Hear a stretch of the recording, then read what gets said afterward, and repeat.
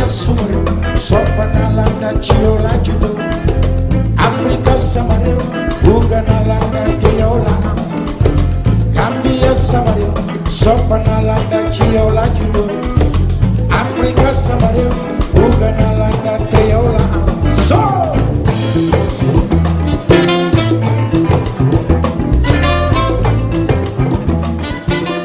To start with, it's the breaking story that everyone is talking about now, and it's regarding the Commonwealth and the decision the announcement that was made yesterday. Could you explain what has been the reason behind the big announcement and why now?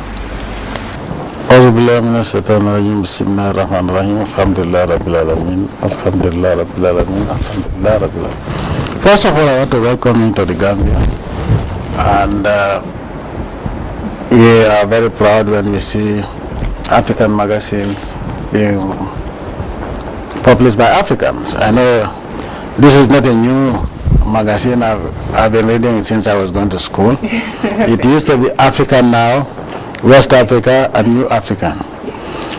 Going 46 years. Yeah. So we've come a long way because you see that Africa now has disappeared, and West Africa as well. Yes. So the breaking news, it's not supposed to be breaking news because we want to be very independent of anything that has a vestige of colonialism, especially where the same old story goes: one person decides and that's it. And we believe that we are better off being our own than joining institutions that do not want to listen to you. They tell you do what we want and not what you want to do. So after 48 years of independence, we have enough of Britain. We have enough of colonialism. It's not taking us anywhere but backwards. And we want to be free, to be able to be ourselves. Because remember that our this year's independence celebration theme is live according to your religion and your culture. And so Commonwealth is not a religion, it's not a culture. We want to make sure that we remain Gambian and true and independent of all institutions that have anything to do with colonialism. So this is the reason we decided to quit, and people are saying that I'm even surprised that people think that you should have a problem with somebody before you leave the person. Exactly. I don't think so. I don't have to have if I have a problem with somebody, I solve the problem with you. But what I'm saying is the Commonwealth is a neo-colonialist institution, and we are not going to subscribe to that anymore. It's not only the Commonwealth, but any institution or organization that has that legacy or that is representation of the colonial era. We're not going to be part of it because colonialism brought us nothing but poverty and backwardness and exploitation and slavery. In fact, also, we cannot today continue to be associated with a country that was responsible for slavery in the first place. And nobody, the Jews have been compensated. Other people are being compensated. We do not even have an apology from the Great Britain, which orchestrated slavery in the first place, and then colonialism. Colonialism and slavery came together. We were not human beings. The idea of human rights, good governance, freedom and elections never applied to the colonial subjects. I used to teach him and say he's the youngest man, the Minister of Information. And I used to ask him when was the first and last time he participated in elections during colonial era. To the extent that Gambians were never trained to be scientists or doctors. And I believe that there has not been any country in Africa where during the colonial era they trained indigenous people to become either doctors or scientists. Why do you reckon there's this backlash then against such, if you explain it in such a way that you have explained it? Do you think it's a way of still trying to hold back the advancement of Africa? And in your view, do you think your decision to do that today is something that should be taken up by other African governments in the Commonwealth? Well, you are a journalist. You've traveled the world. Now, can you tell me one African country that is well developed today that can be compared to Dubai or any Middle Eastern country thanks to the West or thanks to a former colonial master? And what I'm saying is, if you follow, you can never lead. We Africans have been following, and that's why we are always backwards. It is high time that we stop following and be on our own. That's my message to Africa. Now, Africa is the richest continent in terms of mineral resources. But the poorest of the poor, the wretched of the earth, live in Africa. And, in fact, most of them are found in countries that are exporting in large quantities valuable resources. I won't name those countries. How is it possible that a relationship where one is becoming richer all the time and one is becoming poorer, the one becoming poorer will be very intelligent by half to follow the one who is enriching himself at the detriment of the one being impoverished? The relationship has not benefited any African country. Any relationship with not only the West, but most of the outside forces from Europe is a relationship that only benefited the Europeans and not Africans. Now, who are the Europeans? By the color of their skin, that they should always teach Africans what to do. From colonialism to now, they think that they are the gods of Africa, that they should tell us what we should do. And Gambia is saying no to that. So, if you realize that if you don't dance to their tune, they call you a dictator. Elections will never be fair unless the opposition they sponsored wins the election. Then the elections are free and fair. But then they impose this idea of term limit. And in most European countries, members of the Western Bloc, there is no term limit. Okay, but also they have monarchies in almost all the European countries. Oh, that's normal. Oh, that's royalty. And a member of the royal family can go on a honeymoon that can build 10,000 schools in Africa. That's normal.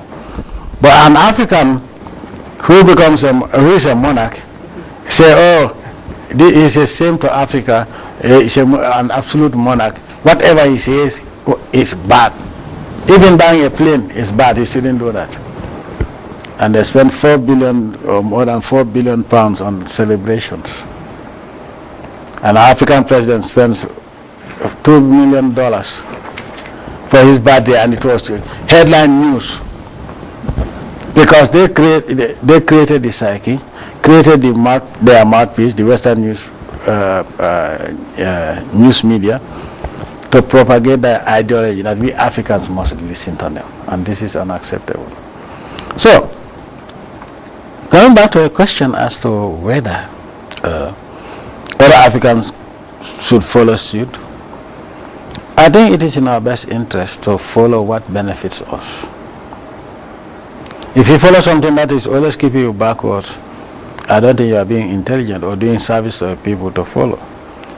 Colonialism or neo-colonialism in any form should be kicked out of Africa. That's my belief, because it's not bringing us anything but disgrace, but humiliation and insult. None of those countries that are talking about African democracy, human rights, lack of it in Africa, Still, poor Africans have to scrape their pockets to pay for the visa.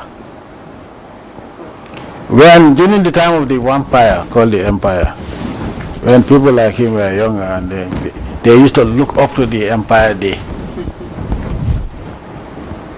They told us that, oh, we are all British, but you are colonial subjects. Do you understand? There were no visas for Gambians to go anywhere. Yes. After independence, they say, oh, now visa. And the visa is not free. You pay. Now, who was giving them visas when they were coming to Africa and they were hungry? So if you have a relationship where you are always all the time feeding me, and you say, hey, you're my best friend. And when I have more than enough and you don't have, I tell you, oh, you cannot come to my home without calling me. Is that fair? Are we genuine friends? No. Africa's relationship with the West has been Africa losing and the West gaining, and that will continue as long as we do not take a stand. And for me, the Gambia, we are not going to follow anybody but our religion, our culture, and our people. I'm a servant of the people of the Gambia. So that would be with the Commonwealth. But your critics, Mr. President, will come back to say, why just the Commonwealth, which probably does not have didn't come with any economic benefits at all, but probably you are part to other organizations that probably the Gambia would rely on in terms of economic advancement. So do we see this as a beginning of the Gambia or Africa standing on its own feet without Western help of any kind? Look, let me not be misconstrued. What I said is very clear. Any institution of a neo-colonialist and colonialist nature. Okay? I am not saying Gambia. What I said is very clear. We will not support any institution, we will not be a member of an institution that is neo-colonialist. So, that doesn't mean I'm anti any international organization. No, I didn't say that. What we said, and what the reason why we left is that the Commonwealth is a neo-colonialist institution, and also is the only institution where the leadership is not subject to elections, and the leadership is not subject to change, and you cannot even question it. So what type of democracy are we talking about? The UN, we have the Secretary General changing every number of years. The AU the same, the OIC the same. Why not the Commonwealth? Do you understand? Where one is the supreme life leader. Do you think the British will say you're only just getting at the British? Oh, so if the British think that they own the Commonwealth, that is a good reason for us to leave. Why would they think that they own the Commonwealth? And in terms of other institutions, now that we have made that clear, we've got the ICC, which is led by the formidable, great woman that is a former member of your cabinet. What are your views on an institution like that, which has had a lot of backlash from many Africans, including some African governments? And I would like to know your views as an organization that is led by one of your own. You see, the ICC, just like any other institution like the Commonwealth, Africans are fond of jumping into institutions, become membership ratified, and then read the text. After you have ratified, you have become a member, you ratified, and then you read the text and say, oh, what have I gotten myself into? I warn my colleagues then that we must be very careful jumping into one bandwagon after the other. From globalization, we jump into it without even finding out we jump into every bus without knowing the destination. And then when they stop in hell and say all Africans drop, say, oh, why Africans, why are we here? Do you understand? We have accepted everything created by the West without even questioning it. Now, just recently, there was this arms trade treaty that is detrimental for Africa. Because what it's saying, all these countries that are pushing Africans to be members and ratify, they are all nuclear armed countries. And they still hate Africa, they are racist, and they are eyeing our resources. And then you tell Africans to join an institution that say, oh, Africans cannot buy arms. Do you understand? But coming back to the ICC, now in every institution, there is what is good about it and what is bad about it. But I'm not also speaking as an African, as a Gambian, and as a Muslim. But more importantly, I'm speaking as an African. We, Africa, the African continent, constitute one of the largest blocks in the ICC, and for which ICC came on its feet very quickly and took root. Now, I made it very clear that before we make a resolution accepting this, we have to understand what it is for. Because we've burnt our fingers on several occasions. Oh, no, this is clear that this and that and that. The ICC, they say, is very clear. Then came the indictment of Bashir. Some were in for it, some were against it. And they started talking about it. I said, this is what I told you. They indicted a sitting African president without even informing the AU. Who can indict a European president or prime minister outside of Europe without informing the European Union? This was an insult. So, and they said, oh, the matter was sent to the indictment came as a result of the UN Security Council, to which no African is a permanent member, decided to refer Bashir's case to the ICC. Okay, that is, it's one of two ways of getting somebody to the ICC, either by the country itself or being referred, the case being referred by the Security Council. So, now, to be fair, I'm speaking between me and the Almighty Allah. That when I hear my colleagues complain about the ICC, I feel ashamed, because the cases that they are talking about, and turn around and say, oh, ICC is following, apart from the case of El Bashir, all the other cases were referred by African governments. Do you understand? The case of Kenya was referred to by the then government of Kenya. The case of Laurent Gbagbo was not arrested by the ICC. He was arrested by his own people, own government, and handed over to the ICC. Joseph Kony of the LRA was referred to the ICC by the Ugandan government. As far as I know, there is not a single case, apart from that of Bashir, where an African government didn't refer the case. The ICC also, as far as I know, cannot just go into a country like that without the country exhausting all the legal requirements. But all the cases, as far as I know, that are currently under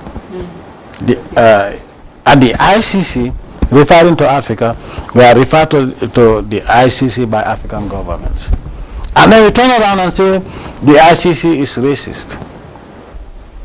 Well, they're following only Africans. If only Africans refer cases, if you don't want the ICC to treat cases, let us not refer cases to the ICC. Period. So you do not agree with the notion that the ICC targets Africans because it's not actually the Africans themselves have chosen to? No, I do not agree, and I will never agree to it, because at some point in time, there was a move by some African leaders to endorse the arrest warrant, the indictment and the arrest warrant against El Bashir in Sirt. And I made it very clear that if you have a problem, it is very shameful that we Africans, when we have a problem among ourselves, instead of being brave and put it before the AU and solve it. You want to use international institutions to solve our problem. If you have a problem with Bashir, deal with Bashir. But this AU is not going to endorse the arrest warrant. So you must be very proud with what my sister and the lady, Mrs. Fatou Bensouda, is doing at the ICC. She's an international civil servant. I'm proud not because she is a Gambian. I'm proud because she is an African woman. This was a post that, to be quite honest, is not meant for Africans to head. But today, if Africans head an institution, I think you should work with the institution, especially an institution where we contribute a great deal to have it created. Do you understand? Whether it's the Gambian who is there or not, if they go on out of their way without being requested, they go out of their way to target Africans. I will be the first to tell them to kick them out of Africa. But these are cases that we reported. The case of Kenya was reported, and I told them in Addis when they were trying to make noise, I said, look, I think the best thing we should do is work out a mechanism with the ICC to say, okay, now that there's a new government and the leadership is elected, I think let's find a way of allowing the case to be treated by the government of Kenya. I think it would have been more honorable to negotiate than just throw wild accusations. I'm not defending the ICC, but I'm defending the truth. The truth is, Joseph Kony, whatever case I know of that is before the ICC, these are cases referred to by African presidents, except that of Bashir of Sudan. Thank you for making that very clear, sir. And coming to the Gambia, I'm so proud that I've actually come to this country, and what I've seen so far really is very impressive. It's the first time I've been here. Despite what you heard. Despite, exactly, it's when you see it firsthand, and I've got a lot of friends that are Gambian, and they've seen the transformation that has happened in the past decade or so. And it's very impressive. I was just discussing with one of my colleagues about, just a few years ago there was no university, there was no television station. So there's a lot that has happened within the short period that you have been the president. You say a few years ago there was no university. Am I right? Probably. Okay. That is part of the answers to the reason why we left the Commonwealth. Yes. The British were here for 400 years. They never built a high school. Exactly. Okay. No high school. For 400 years, no high school. Then 30 years of so-called independence, no university, no high school. Also, the government of the day never built a high school. For 30 years. Never built a single hospital. Do you understand? So, even the British built only one high school in 400 years, and that is called Armitage High School. And that was built for the children of traditional rulers in order to appease them. No, it was not open to everybody. It was meant for the children of traditional rulers. That was the only school they built in 400 years of occupation. So, how many years would it have taken us for us to have a college, then the university? Maybe 1 billion years. So how do you expect us to continue to follow something that is always kicking us backwards? Yes. Exactly. No, that point is really, I'm so glad that you have actually explained to our readers why this decision was taken, and I think it's something that the readers will be the judge on this one. But the Gambia now, as it is, there's always, you've just been to the UN, and the press that came out of your speech at the UN, as usual, expectedly, for some of us who are in the media, we expect the media to react that way. But what do we see in the next, maybe if we look ahead, in the next 5 years towards the end of this term and probably in the future, because you've done quite a lot in the short period that you have been in power.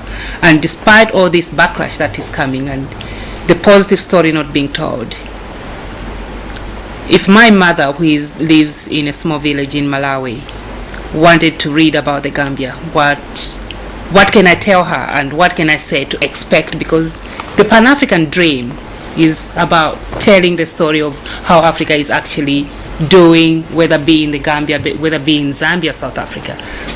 What do we see in the Gambia in the next 5 years? 5 years is a long period of time. In the Gambia, you see changes, positive changes every 3 months. So I will tell you that if you come to the Gambia in 1 year from now, you will see something different. You will see more advancement. In the next 5 years, we want Gambia to emerge as one of the leading economies in the third world, not only in Africa.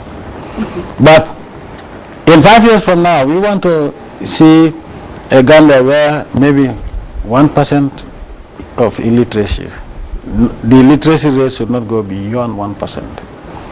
We want to make sure that 5 years from now, we want to make sure that there will be no referral of medical cases to any other country except in extreme conditions. 5 years from now, we want to, you come to the Gambia, we want any student you see going to any institution, be it university or what, has free education. That is what you expect Gambia to be in five years from now, by the grace of the Almighty Allah. Yeah. For a country that is,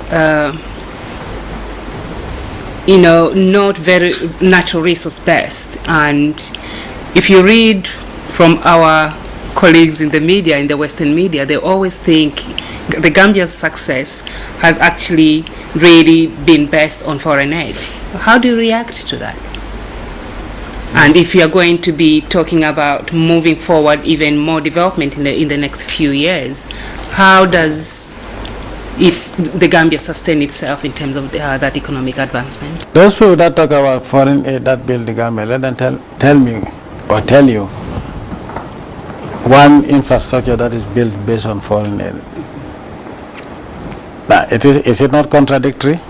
From 94 to date, they have never given me a respite. They have been attacking me because of my stance, which will never change. And then again, they tell you that Gambia's success story is built on foreign aid. Foreign aid from which country? In the West. Do you understand? We are not dependent on foreign aid. And I don't think if you are dependent on foreign aid for our livelihood, I will be taking the distance I take. I will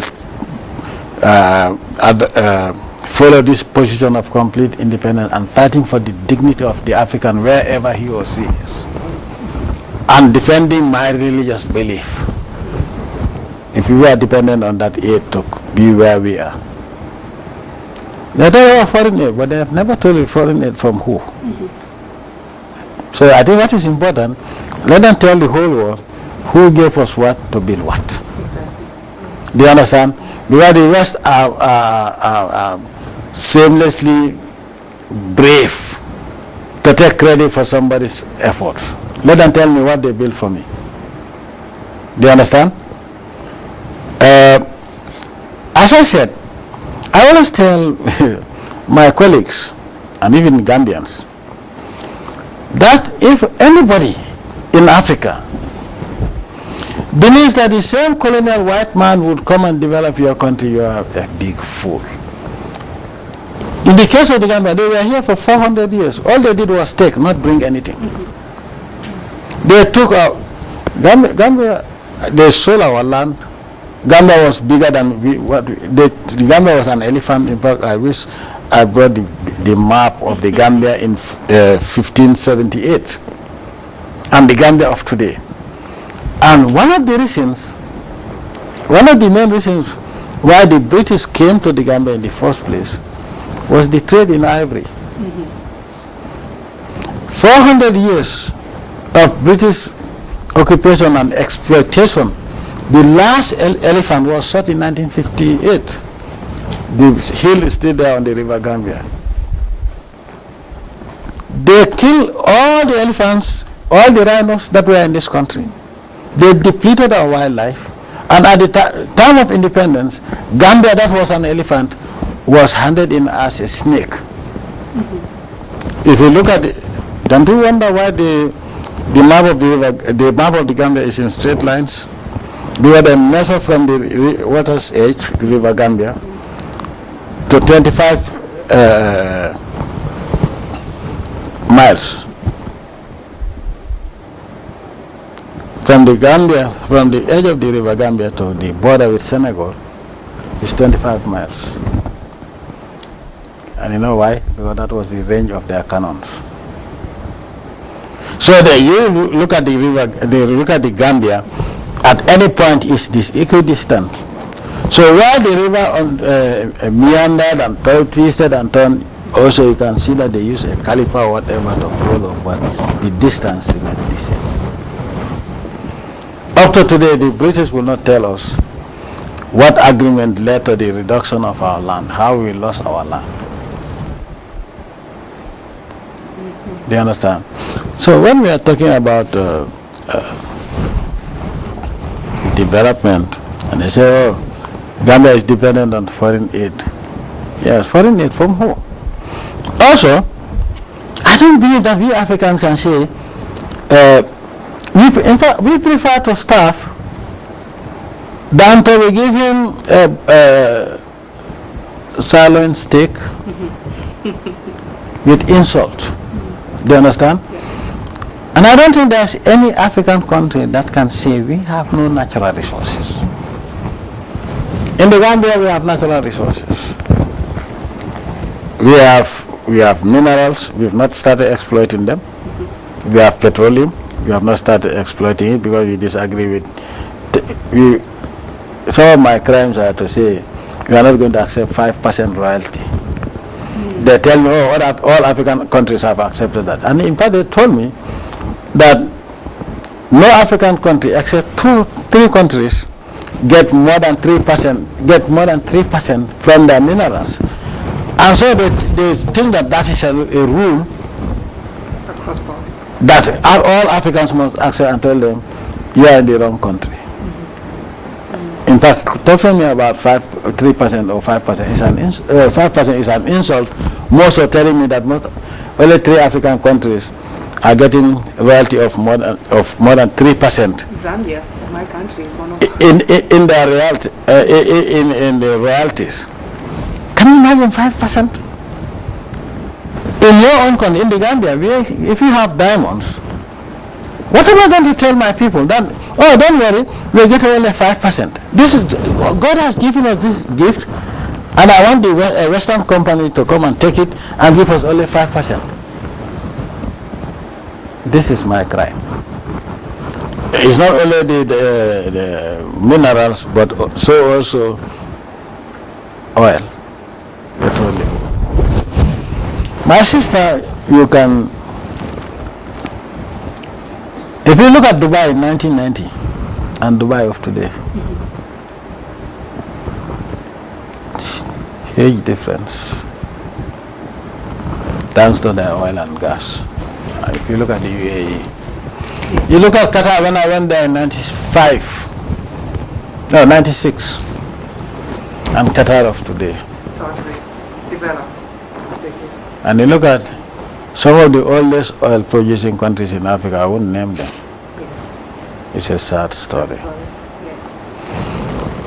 In fact, what is even ironic is that African rich countries, citizens are the poorest of the poor in Africa, and most of them go and die in the sea or hustling in Europe and be subjected to all racist abuse. So where do we lay the blame on this? In our circles, it's always called the mineral case. You know, where we have so much yet so little. Leadership. I will tell a story. Somebody told me, little Gambia, I'll give you 400,000 a month, 400 million a year, and that's too much for a small country. So are you going to give it to me free? He said, no, of course the oil. I said, who owns the oil? And who are you to tell me that giving us 400 million a year is too much for the Gambia. And in fact, we also told him that you're going to have it. Because he calculated 5% for the country. And based on the projects, the 3D the surveys that were carried out, they're talking about maybe 4 or 5 billion barrels. And then they want to give me only 400 million. By calculation, 5% said is 400 million a year, and that is too much for the Gambia. Who is he? The oil belongs to the Gambian people. And then he tells me that just 5% is even too much for the Gambian people. He thought he was giving me a favor. And I told him to go to hell. He didn't like it, and I told him if he sets foot on the Gambian soil, he will regret why he's here. You have mineral resources. You don't say Gambia or any country doesn't have any natural resource. Because most African countries, they have either a river, the river will have fish. But what do you normally see? Foreigners coming to fish. You have the forest, you call it, timber is valuable commodity. But because they come and tell us, give us the impression that they are doing us a favor to come coming to exploit our resources, they are doing us a favor. And then the president sits there and then tell you, don't worry, we give you this amount and we put it there. They do not even negotiate with you. They tell you that this is how much we will give you. And then, yes. And your children can come for visa. We give you visa, free entry to, I won't name the country, and say, oh yes, this is a ticket to heaven. You forget that you are representing the people. So where does African solutions lie in terms of making sure that our natural resources remain? With regards to natural resources, the solution lies in African leadership. There are some leaders that are serving them. We know them. They can sell their country, and a lot of them have done so. Those are the type of leaders you never hear being criticized by the Western media. These are their people, boys and girls. Oh, they say African leaders, democracy. Democracy. Is it a 21st century invention? No. What happened to Africans while the Greeks were practicing democracy? Remember, it originated from Greece. And why are Africans not being even compensated by by an apology for the colonialism and slave trade? Now, you come from where? Zambia? I come from Zambia, yes. The copper-rich country. When I was in Form 5, in fact, throughout our geography lessons, we talk about minerals, like copper in Zambia, and it was being taught by Uganda, Mr. Bisasi. Sierra Leone, Mr. Kamara. And this time we see, when we don't want to call his name, copper in Zambia. So we know of Ndola and others. Since we were going to school, and copper is one of the most expensive metals today. I don't want to go further than that. But since the time I was going to high school, up to today, producing copper is the largest producer of copper in Africa. And you talked about the royalties being 3 to 5%. Now I wonder, and now I know why, because I was wondering it. That amount of money, the company that is mining copper in Zambia, it has assets in billions of dollars. And the country that owns the copper doesn't have 10 billion in its reserves. So that tells a story. But you have to be brave enough to say, I'm going to accept this, I will not accept this. For me, I made it very clear. They told me, I told you they cited other countries that accepted 3% or less. And I said, that is not the Gambia. So my only crime with the West is standing up to them to say, I'm going to defend Africa. They can call me any name they want. They can pay Gambians or other people to criticize me. I don't give a damn. What I care about is the welfare of my people, the dignity of my people, and whatever is in this country was given to us by God. Unfortunately, the British sold the greater part of my country from an elephant. They turned it into a snake. But this is what we accept today as the will of God. But Gambia will never be enslaved again or colonize again. That is never going to happen. And I wish that my colleagues in Africa would also stand up and ensure that their countries are not enslaved or colonized. Now, is it physical colonization or colonization in whatever form? Be it in the exploitation of your mineral resources or whatever. Because then they come to you, what I find insulting, that is why most of the time, in fact, I don't talk to them. I refer them to the officials that are responsible. They come to you as if they are doing a favor for you to exploit your resources. So they give you the impression that, oh yeah, this is the only chance I have this is God coming to me, so I should grab it.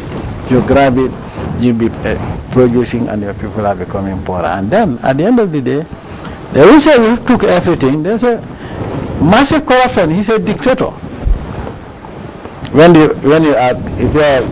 If you are working for them, and you outlive your usefulness, they turn against you and call you a dictator. In 1978,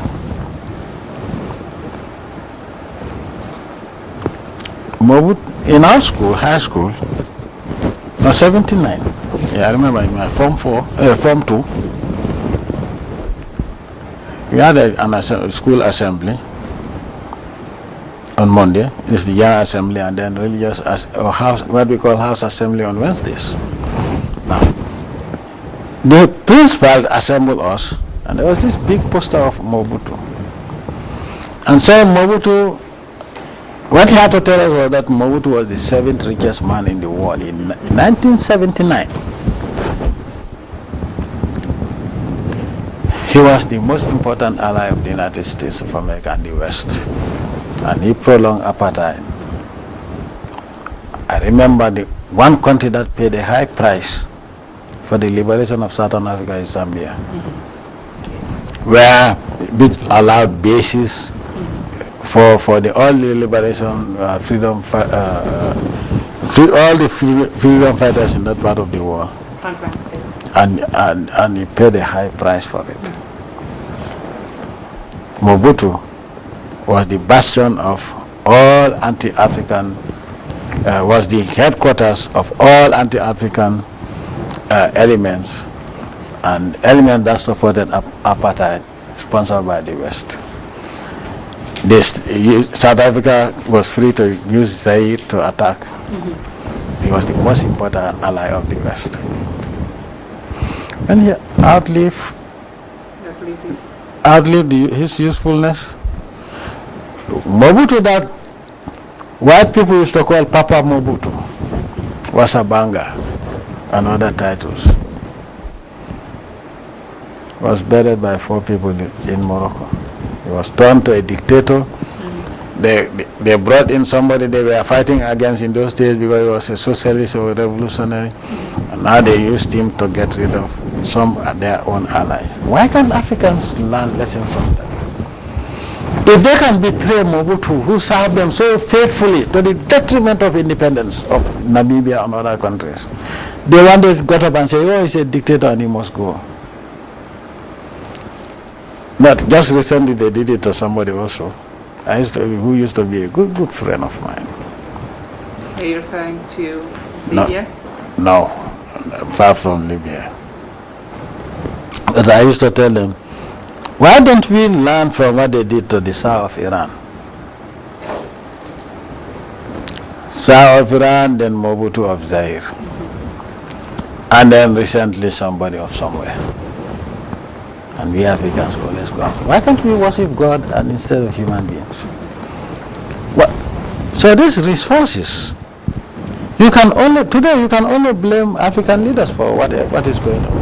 How is it possible that Qatar, that started 98, Qatar was just almost like the Gambia. Today Qatar is, I used to tell the Emir of Qatar that I'll compete him because we are small countries. But I didn't know that there are such massive gas, and they are exploiting, we are not exploiting. But the good thing is that by the time we start, they would have exhausted their ideas, and then we will emerge as a new base. So, but my dear, the problem is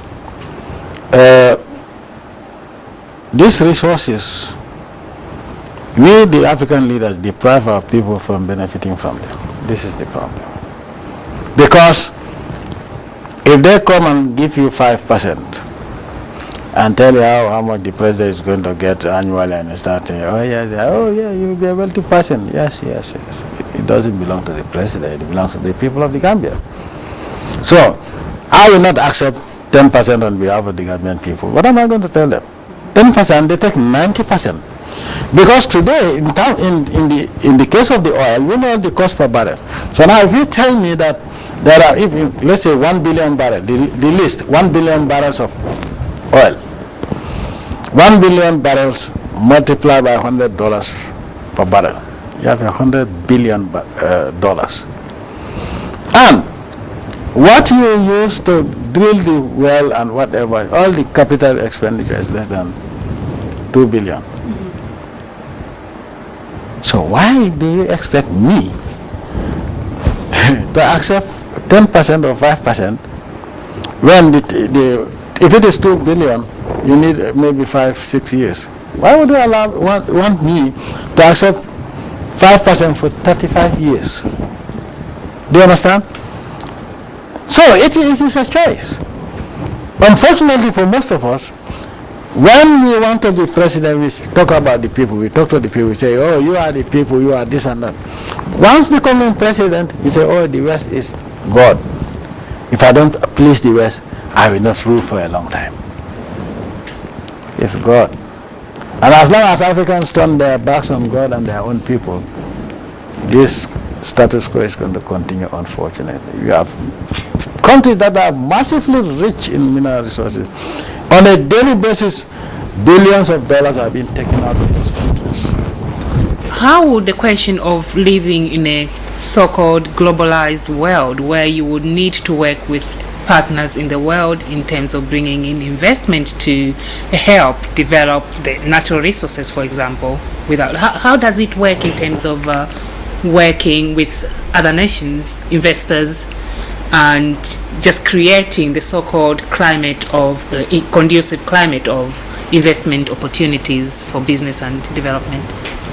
Well, living in a globalized village doesn't mean that Africans should be subjected to servitude or being subservient to whatever. We are the punch bag of every Western dog, and it's unacceptable. Now, being in the Western, in the global village doesn't mean also that all the rest are bad. I'm not saying that all companies are bad. We have to make choices. Unfortunately, we subjugate ourselves to other powers and worship them, so they tell us who we should work with. This is where independence is very important. Let us believe in God and work within the global village, work with people that have a conscience and have moral values, and they know that this wealth belongs to Africans. Many times you might have heard the saying, oh, in fact, mainland China gives to African dictators without regard to human rights violation. I was going to come to that. And then they turn around the corner, run to China and say, if you don't bail us out, our tails are on fire. They talk about human rights violation, and at the same time, and anti-communism, anti-socialism, at the same time, they are the biggest borrowers of Chinese wealth. They think the Africans are stupid, but because China, the advent of China, mainland China in Africa, gives the Africans the latitude to choose who they want to. This is a threat to their hegemony, and so anything to discredit mainland China, they will do so. And then go back to mainland China and say, oh, we want this and that and that. If you understand what I mean. So, we have a choice. It's not only the West that exists. We have the East also. You have Northeast, you have the Gulf states, Asia, you have Asia, emerging powers, you have the BRICS as well. So we have a choice. But what is more important is to work with whoever. Also from the way there are people with a conscience. I'm not saying that all the rest are vampires. There are people that have a conscience and they have always been standing up for African interests, but they are very few. But let us take control of our countries, our resources, and then from there we will decide who we want to work with. It's like you having a herd of cattle. You have only one buyer in the village who is always fixing the price, take it or leave it. And then all of a sudden you realize that there are 5 others, not in the village but outside, who are saying, oh, I'll come and negotiate the price with you. Okay, you say, oh, $10. I say, no. Why don't you reduce it? I say, oh, no, but $10. I think that's the minimum I can accept. I say, okay. All the time they say, oh, but you're getting only $5. Now you're getting $10. Isn't that an improvement on you? Now, if the butcher is wealthier than the owner of the herd of cattle where he's buying the cattle from, then something is wrong. If you understand what I mean. When you look at other resources, agriculture for example, you look at cocoa or coffee, the companies that buy coffee from Africa, each of them is wealthier than all the African coffee producing countries put together. And they are buying their coffee and cocoa beans from Africa. And how much would it take you to, what does it take you to turn a bean into a coffee or whatever? It's just roasting. Anything else is just fake. So I spend all the year working on the farm, harvest it, wash it, dry it. But the world market is so powerful that they will tell you Africa, the fixed prices for Africa's raw materials, take it or leave it. Yeah. Do you understand what I mean? Yes. Now, for example, they buy, maybe you'll be lucky for them to buy a kilo of coffee at $1. Or let's say, yeah, $1. Now, a kilo is 1,000 grams. Mm-hmm. You go to the supermarket after, you are the cocoa farmer, you want to drink coffee. You buy this 10 grams of coffee for $1. There's only one difference, that is they roasted it, process it for you to drink. Look at the difference. Look at the disparity. And they say, oh yes, Gambia, if you are producing coffee, because this country is accepting it, you also have to sell your coffee at 5%. And that is why buyers of African raw materials are wealthier than African producers of raw materials. And the status quo doesn't seem to change because nobody is challenging them. We take it for a fact that, Gambia accepted this, so I may as well accept it. I have seen a country where their mineral resources, they have given an exploration license. And those are the countries where their leaders would never be. 50 years is a long time. Their leaders will never be criticized. But no matter what they do, they are not corrupt, they are the Democrats, despite the fact that people are starving and dying in boats. These are the Democrats, these are all the leaders of Africa. So, my dear, the solution to this is, the problem is with the African leaders, and so it should also be the solution. Let us work together. Africa should be united. You speak with one voice, the same way the European colonialists are speaking with one voice. If you are denied a visa today in one to enter one former colonial vampire, you will not go anywhere else. And today, every African is subject to fingerprinting, as if all Africans are criminals. Now, who gave them the visa in the first place to come to Africa? The world is 3 days. Yesterday, today, and tomorrow. Now, yesterday, they were coming to Africa, and we were made to believe, to clap for them, that, yes, we are part of them.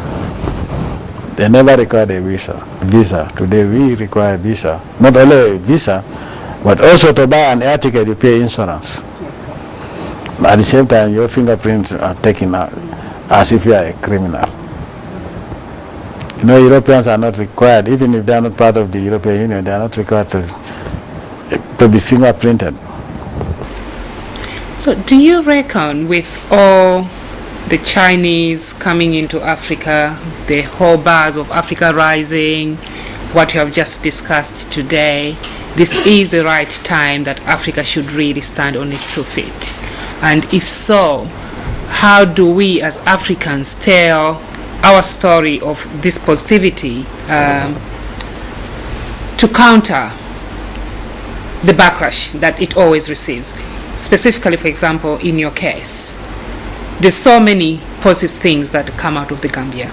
And I think this is probably where my brother, the broadcasting stations, the television, the newspapers need to be telling that story, that me who is living in London, I should know about these things. But luckily I'm in the media, so at least I have an idea of what happens, the positive stories of the Gambia. But my question is, how do we... How are you going to manage to counter the backlash that comes with all this that always kind of holds us back? So this story of growth is not there. Africa Rising, yes, you hear it when it's on CNN, it becomes news story. You've made an announcement in a way that I look at it differently, today. But if you go on the BBC, Reuters, the question of the Gambia has withdrawn from the Commonwealth is, to them, it's a negative story. So how do we as Africans project this Africa Rising story to counter this persistent backlash? They're going to talk about the human rights we've talked about. That's what they'll pick on. They'll talk about, the physical, the big taboo subject of gay rights in the Gambia. It's all those things. How do we counter? How can you counter that? Because it's very big that the story doesn't get lost in the negativity that comes from the Western media. Very simply, I believe in God. I put my faith in the Almighty Allah. And as long as I know that what I'm doing is right, I fear nobody. I'm used to this negativity from 1994 to date. But would that make me back down from my stance to defend Africa, to defend our interests, and to defend our independence? I will never back down. You see, there is a proverb in our local parlance that your enemy, even if you dance in the water, he's going to complain that you're raising a lot of dust and making him cough. Do you understand? So, when you listen to the tone of the BBC, they say we didn't tell anybody. Do you have to tell anybody? So we should have taken permission from somebody, inform him ahead of time, and he will advise us whether we should do it or not. That is what hurts them most. Do you understand? And it's not only the Gambia. Every African government or leader is we are not independent.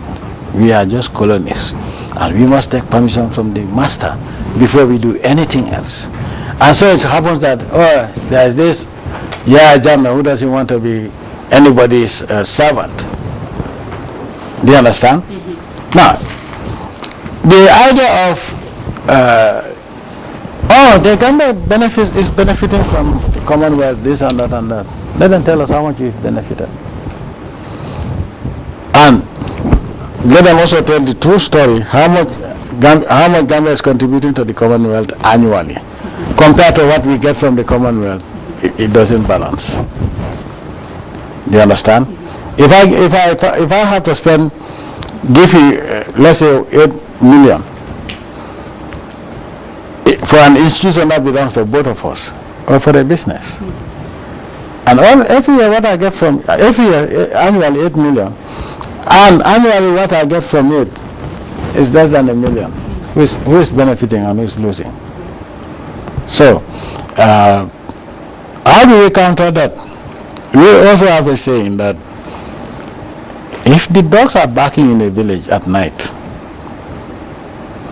and you are the head of a household or a compound head, and you want to know what each dog is barking about, in the morning, the dogs go to sleep because they have nothing to do. And you realize that you cannot go do anything to go and feed your family, or you cannot go to the farm because you are sleepy. So, if you really want to do something positive, you have to ignore certain things. After all, who am I to believe that everybody will love me? When the same people that are saying all sort of bad things about me are the same people that today deny God. You are more likely to be arrested for worshipping God than for kissing another woman. Now, be it in the Quran, be it in the Bible, God said that that's forbidden to humanity. And they said that is legal. In a particular Western country, you wear any symbol of a religion in public, you are prosecuted for that. That's not a violation of human rights. Freedom of worship is not a human right. But freedom of denying God and abominable action, that is a man sleeping with a man, that's a human right. What I'm saying is, for them it's okay. For me it's not okay. Because we Africans don't know that. And who the hell are they to tell us that we should accept whatever they think they prescribe to be a human right? Who are they? The only authority is God. God has prescribed how we should live in this world for Muslims and Christians. For the Christians, you have the Holy Bible, and for the Muslims, you have the Quran. So what is taboo and what is not taboo, what is a right and what is not a right, it can only be derived from the Quran or the Bible. Because anything other than that, you are moving away from God. So, you see that anything that is religious is taboo. Anything that is evil is legal. We Africans have to, and we say we are independent, Republic of the Gambia. And we have to be told by some British faggot that, we have to, this is a violation of human rights. In fact, they call them minorities. Yes. Minority. When has homosexual become a minority anywhere? In fact, when has the world accepted homosexuals? If countries are led by homosexuals, that's their business, but not the Gambia. So, if they think it is right, let them practice it there, but not here in the Gambia. Do you understand? And how many times are Africans being killed in the streets of London and other Western countries by neo-Nazis and far-right or BNP? And those people have never been called terrorists. They have never been arrested and persecuted. Just today I saw they're taking somebody in Britain to court for something. But they have done things with impunity. An African is stabbed in London. It's like a dog killed in the subway. But if a white guy dies believing that a Jamaican or somebody killed him, a Gambian black killed him, they will get the killer. But when an African is killed, a black is killed, the killers cannot be. When an African dies at the hands of the British police, it's not an issue. But a white guy dies in a black neighborhood, that's a big issue. Do you understand what I'm saying? So, but we African leaders also are seeing all this, and then we go to London or go to somewhere else and say, yes, yes, and then they organize a demonstration for you. Yeah, this is normal. And they'll get the funding for it. What funding? Now tell me one African country that has developed today thanks to the West. Tell me. With all their natural resources, we have seen countries that have been working with them, their so-called allies. If they don't take from you, they don't give you. And it is, you are asking for trouble if you don't want to give it to them the way they want it. And I will not do that. And I love one title, you know, dictator. Yes, I was going to ask. Are you? Oh, yes. Yeah. I'm a dictator of development. A dictator of progress. And a dictator that will not be dictated to by outsiders. But in the Gambia, I'm a servant of the people. So, we have developed, we have come a long way. We still have a long way to go. but we counted only on God and other countries that recognize the fact that we are human beings and that we are a sovereign country and that we should be respected. 99% of the infrastructural projects here, none of them is given gratis. 99%. We have built it, built the infrastructure, we built this country, we took it from a stone age. If you look at the Gambia is divided into two by the River Gambia. The north bank of the River Gambia had never had a highway. Today they have the best highway. Let me tell you one thing. But I don't know whether I should tell you this. Yes, please. You know that 70% of rural Gambia is electrified, 75%. 75%. Rural Gambia. And 90% of rural Gambia have potable water. And those are the stories that we don't get to hear. No, they will not want you to hear that. We hear more on the gay rights, the executions, and this is why I'm saying. Yeah.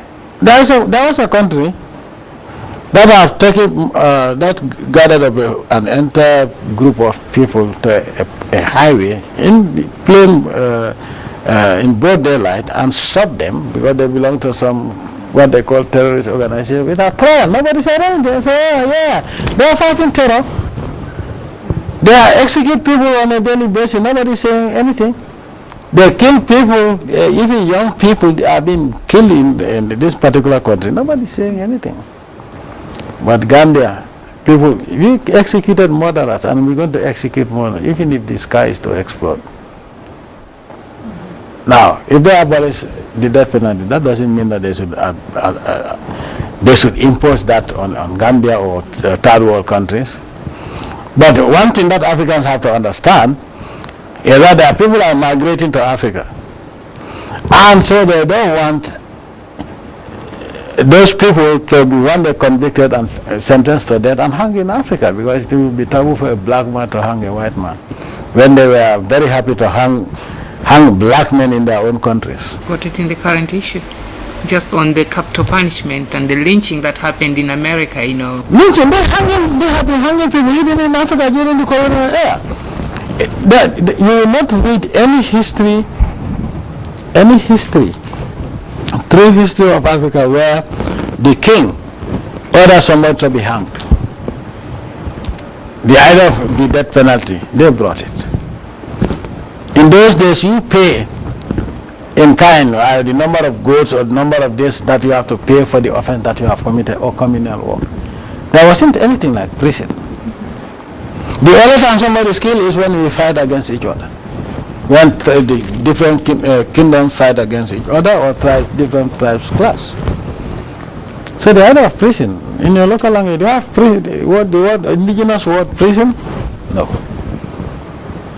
They say, yes, it's cruel and unusual punishment. It happens in Texas.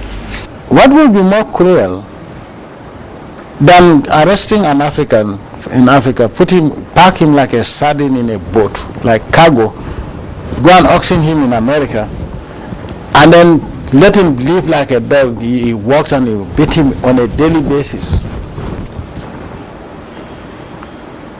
And not even we are sorry, we cannot have that. An apology. We as Africans cannot have that. But they'll argue that two wrongs do not make a right. So, okay, now, why do the British think that they can be teachers of democracy to Africa after looting the whole world and killing so many people, after the outrageous massacres they carried out in India, in Eastern Africa, and robbing up people of their wealth? They killed thousands of Indians for the Indians saying that they have a right to their own salt. Indians were banned from mining salt that belongs to them. A British company have to mine it, use Indians to mine it, and then they will sell it to the Indians. They are forward from that. First of all, when I was just being driven in, I saw the arch and the wording there where it says, behind every man there's, a successful man, there's a woman.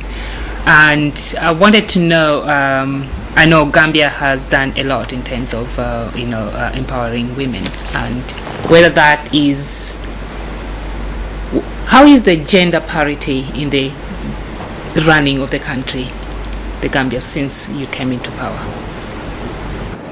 Normally, you don't ask a woman how old she is. And I'll respect that. Though this is not that is not an African issue. But this new vocabulary, gender parity. Yes. During the colonial era, nobody talked about gender parity in Africa. The reality of the situation, the reality of the matter is the fact that in Africa, especially in the Gambia, we do not see ourselves, a man and a woman, as adversaries or opponents or competitors. But we see, when you look at yourself, you realize that you are half and you need another half to make yourself a whole. Complementary. We are complementary. In the Gambia, no decision is taken, even in the rural villages. No decision is of importance to the family is taken without the participation and consent of the wife. That has always been there, and unfortunately today they tell you, the African woman, that you are disenfranchised, you have not been empowered, or you don't have land. That's what they tell you. Women do not have access to land. In fact, the African woman, especially in Gambia, is the luckiest woman, because from your paternal side, that's your dad, your dad's landed assets, you have a share of it. Now, when you get married to another family, into another family, your husband's landed assets, you also have a share of it. So you have two shares, whereas the man has only one share. If you understand what I mean. So, for the Gambia, the issue of gender is not an issue. It has never been an issue, and it will never be an issue, because people,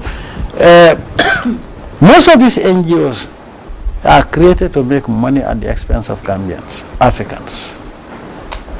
Unfortunately, and then we tend to encourage them.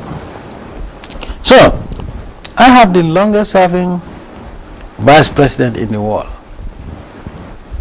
In the Gambia, thank God, we don't have girls disappearing only to appear dead somewhere in a forest. And they say we have no respect for African women. In the West, women are being raped, women are being killed, children as young as 9 are kidnapped and forced into marriage, and they will not see the light of the day until they are 21 years old and somebody rescues them.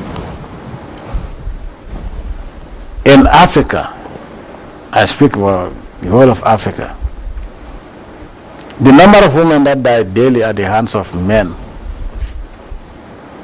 is 10 times less than the number of women that die at the hands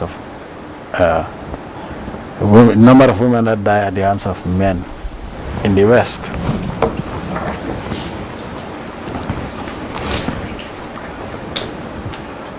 Now, in the West, if you're talking about respect for women, in the West, a woman is nothing but a commodity. You want to advertise a new brand of vehicles, you have almost a naked woman to advertise it. Or in the boxing ring, you have a naked woman almost walking. Okay? Whatever you advertise a destination, how do you advertise it? A naked woman. So the woman is being treated like a commodity. Now, how many, they talk about human traffickers, those who traffic African women, but they traffic them to where? To Africa? The women that are being sold into the sex trade, they are sold into Africa? No. So we have the longest serving woman, female vice president in the world, And not because I wanted to please anybody, but that is what I believe in. In this country, it doesn't matter your gender. What matters is your willingness and patriotism to work for the country and develop the country. That is what matters to me. So I don't see the appointment of ministers or anybody into the government as an issue of gender. It is an issue of qualification. Yes. Thank you so much for that one. And finally, I was really excited about, going to the farm and see how things are going. I know that agriculture is a passion of yours. Do we see as Africa's future being an agrarian revolution? Is that how we see it, apart from our endowment with other resources? I know, why are you so passionate about agriculture? I am a natural born farmer. In our family today, my family, from my age upwards, only 2 of us have been to school. The rest have always been farmers. So farming is in my blood. But I can't believe when you look at the natural environment conducive to agricultural production available in Africa, and realize that Africa also is a net importer of rice. It is very, very alarming. So, the future of Africa, or any country for that matter, your independence will depend on you, your ability to feed yourself. Because we have seen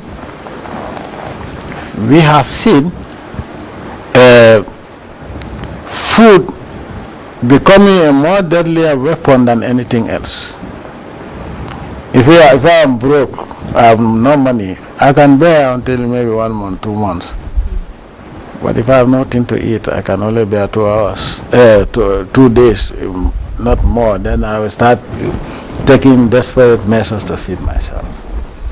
So, and also with this trend that is going on, with this racism, our health guarantee for a prosperous and healthier Africa will depend on Africa's ability to produce our own food. Because this is something that goes into the system.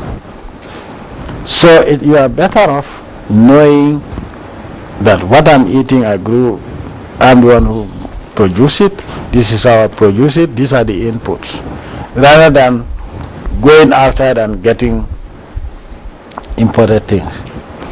Obesity, I don't think has ever been a problem in Africa before. But today obesity is becoming a big problem. Diabetes in the Gambia we didn't have a problem of that. Today we have a problem of diabetes, hypertension. And then today also, Gambia is not an industrialized country.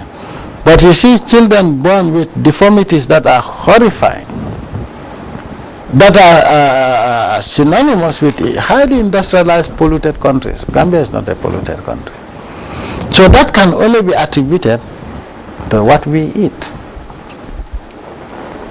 And so, the only guarantee to our existence, to our freedom, to our independence, and guarantee of good health is our ability to produce what we eat. We eat what we grow what we eat.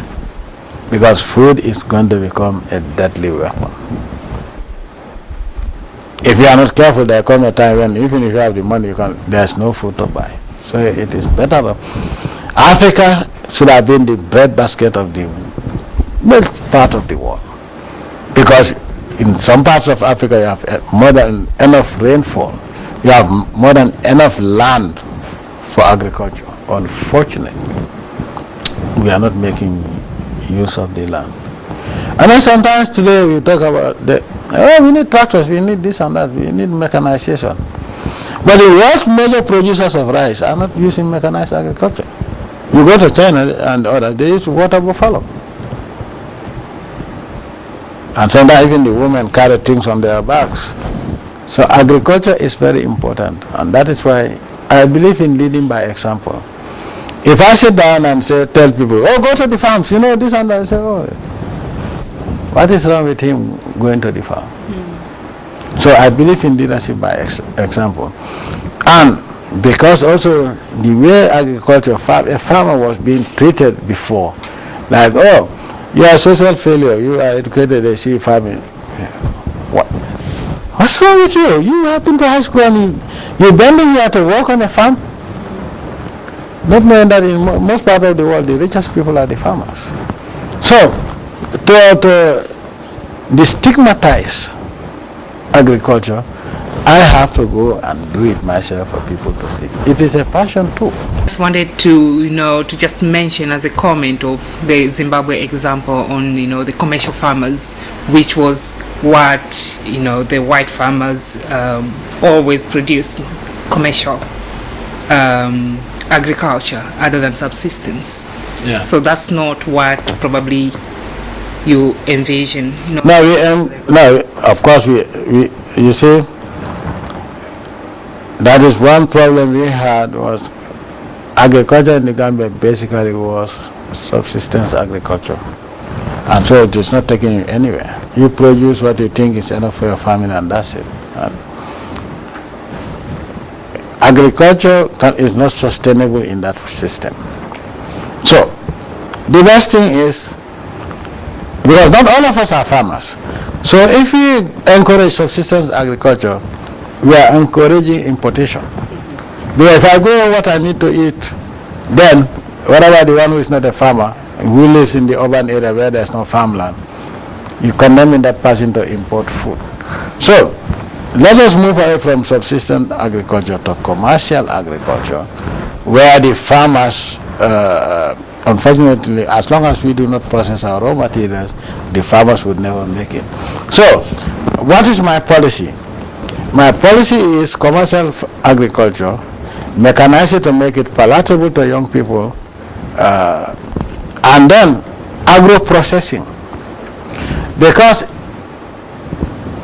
if the cocoa or coffee producing African countries were processing their beans into coffee and selling it, they would have been the wealthiest countries on the African continent. But unfortunately, because we Africans always produce raw materials and sell it in the raw form, you're not getting anything out of it. And then interestingly enough, most of the Bretton Woods institutions, they tell you, if the government wants to set up a refinery for that matter, for example, or leave it to the private sector, or then the IMF comes and gives you a program where you are not allowed to do that. So the IMF and the World Bank also are encouraging the status quo to remain the same, so that Africans will only be producing raw materials and giving pittance for it, whereas those who the rich North would always be buying raw materials and process it and then price it and send it back to us. So the status, if you don't have food, you will accept anything that somebody who has food suggests that you do. You cannot be independent.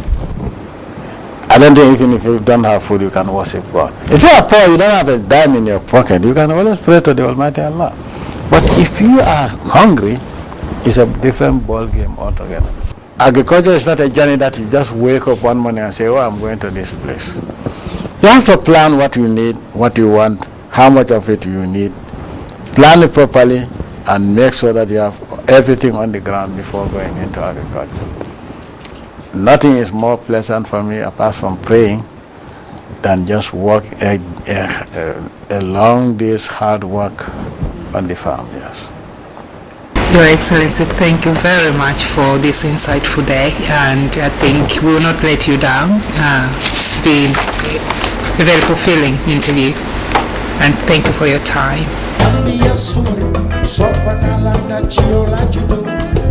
Africa Samareo, Uganalanda Tiola, Gambia Samareo, Sopanalanda Chiola Judo, Africa Samareo, Uganalanda